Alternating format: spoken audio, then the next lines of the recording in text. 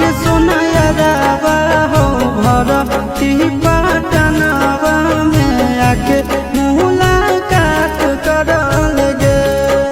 आगे चली जाइबौ छोड़ी के